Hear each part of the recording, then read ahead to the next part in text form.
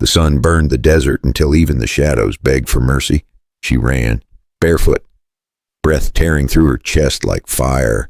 Dust clung to her face and blood streaked her calves where the cactus tore her skin. Behind her, the sound of hooves kept echoing, louder, closer. A gunshot cracked the silence and a dry scream escaped her throat. She didn't look back. She couldn't. Her name was Isabel Alvarez, and for the past 2 days she had been running from men who wore badges but carried no souls. The world tilted as she stumbled over a dead branch. Her knees hit the dirt and her palms shredded on gravel. Every breath tasted like metal. Every step felt borrowed from death. The horizon swam in heat waves until she saw it. A ranch, wood fences, a table half broken beside an old barn. No people, no soldiers, just silence and the buzzing of flies. She dragged herself forward, one shaken hand after another, crawling through the dust. Her vision blurred. Her lips cracked.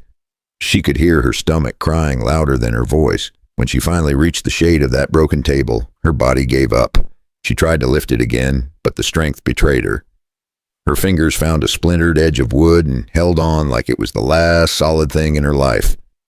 For a moment, she thought maybe dying here would be quieter than running. That was when she heard the boots. Slow steps, measured, not chasing, not shouting.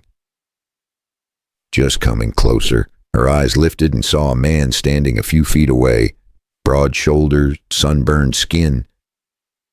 A face carved by years and silence. In his hand, an axe, still wet from work. He didn't look like a soldier, but he looked dangerous in another way. The kind of man who had buried more than one secret out here. He took one step forward. She tried to crawl back, but her body refused to move. Her pulse thundered in her ears. When he knelt and reached a hand toward her shoulder, the fear broke loose from her chest. Her voice came out cracked, half whisper, half plea. Be gentle. It's too fast. The words hung in the heat, trembling in the air between them. The man froze, his hand still suspended above her. His eyes searched her face as if trying to understand what kind of wound could make a person fear kindness. The wind carried the smell of sweat, dust, and something faintly human. Pity, maybe regret. He lowered his hand and spoke slowly, the words heavy with an accent roughened by solitude. You hurt. It wasn't a question. She flinched anyway, as if each word was a touch. He stood again, walked to the barn, came back with a canteen, and set it on the ground beside her. Then he turned away. No questions, no threats, only distance. Isabel stared at the water until her reflection blurred. Could she trust a stranger who didn't ask where she came from, who didn't demand anything in return? The desert had never given her anything without taking twice as much back. Her fingers trembled as she reached for the canteen. The metal was warm from the sun, but it felt like mercy. From somewhere behind the barn, she heard the faint cry of a horse and the creak of a wooden gate. The man was still there, watching her maybe, or guarding her. She didn't know which frightened her more. Her voice cracked again, softer now, swallowed by wind. Who are you? And why didn't you walk away when you saw me? When Isabel opened her eyes again, the sun had turned soft. The barn smelled of hay and old wood. For the first time in days, no one was chasing her, but peace felt like another kind of trap. She sat up fast, her body screaming from every muscle.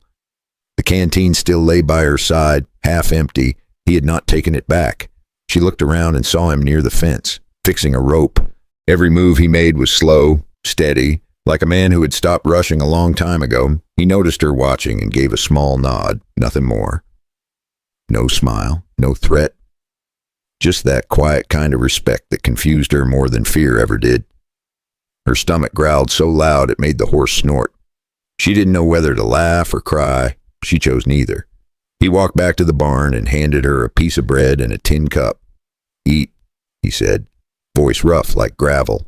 She hesitated, her fingers trembling before taking it. It tasted dry but real, like something meant for living people. After a few bites, she whispered without looking up, You could have turned me in.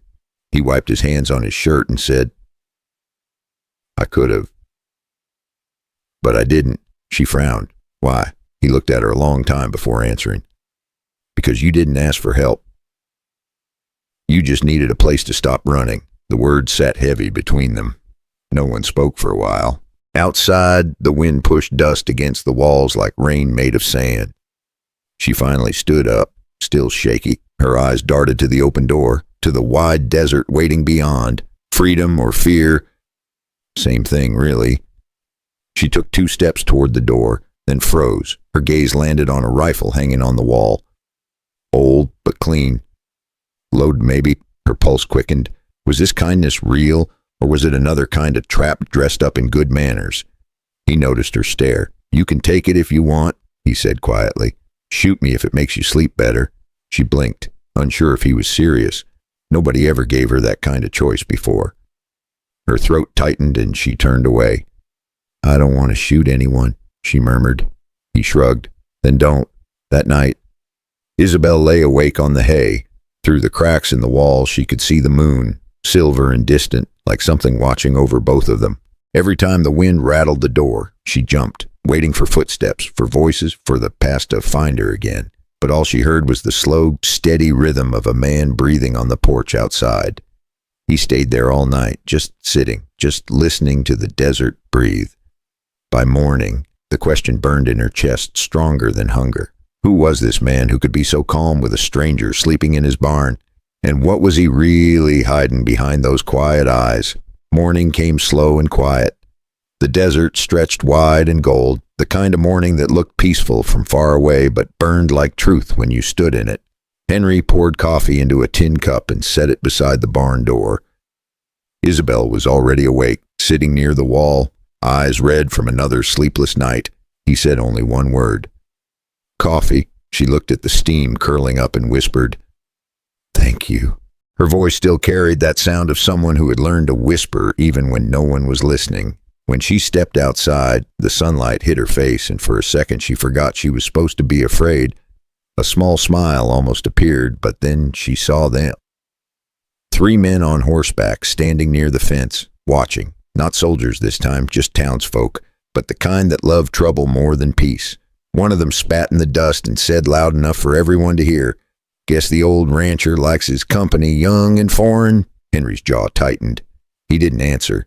He just stared until they turned their horses and rode away. But the look they left behind hung heavier than dust. Inside, Isabel clenched her hands.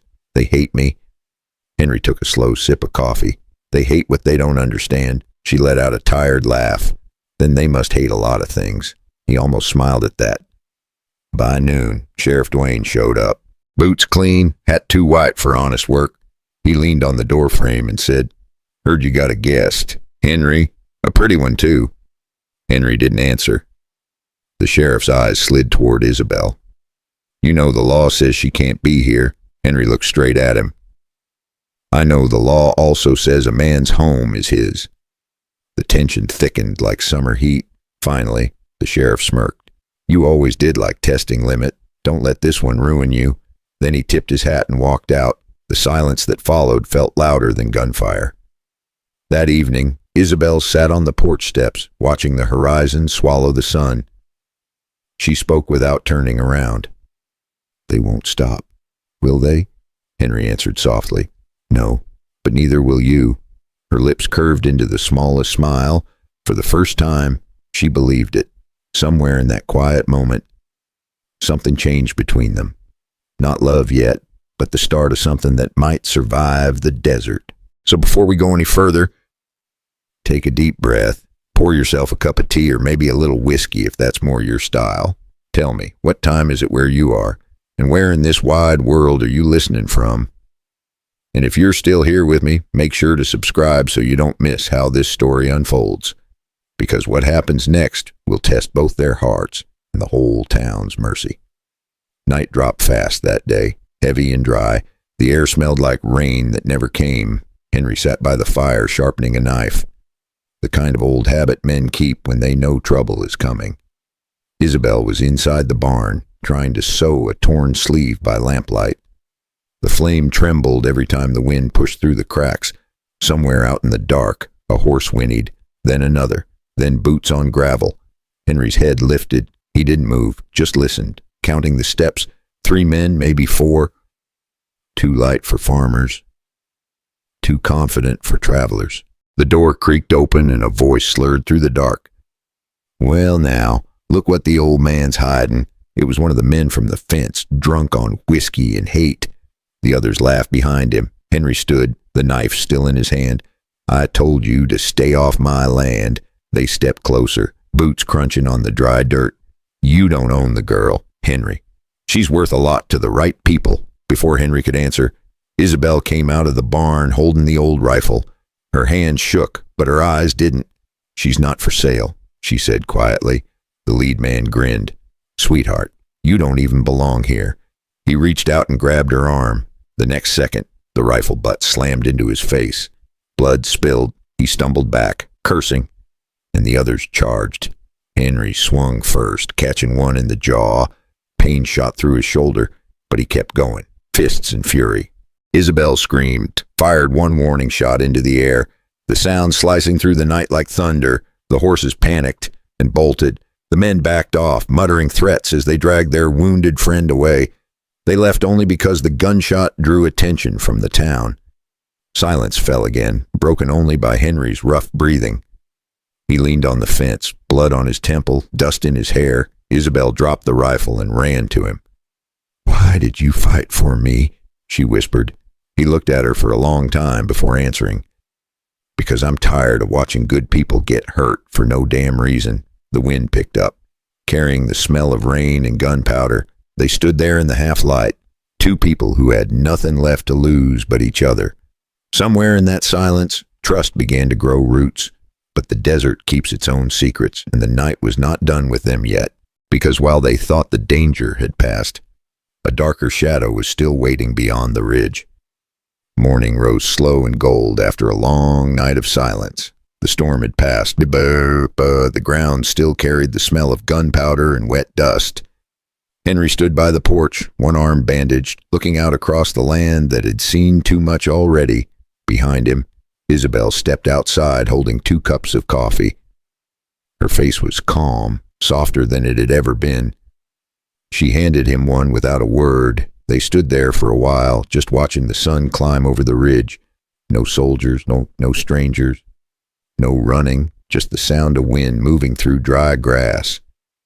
Henry spoke first. You can leave today if you want. The road's clear now. She didn't answer right away. Instead, she looked toward the horizon, then down at her scarred hands. I've been running my whole life, from people, from pain, from myself. Maybe it's time I stop. He looked at her and smiled. Then stay. It wasn't a command. It was an invitation. For peace. For a new start. For something simple and quiet that might finally heal what the world broke. Weeks passed. Isabel helped fix fences, learned to saddle horses, and sometimes laughed without catching herself. The people in town still whispered, but their voices no longer mattered. Because out there in the open land, judgment had no place to hide. One evening, she asked him softly, "Do you ever regret helping me?" Henry took a long breath before answering.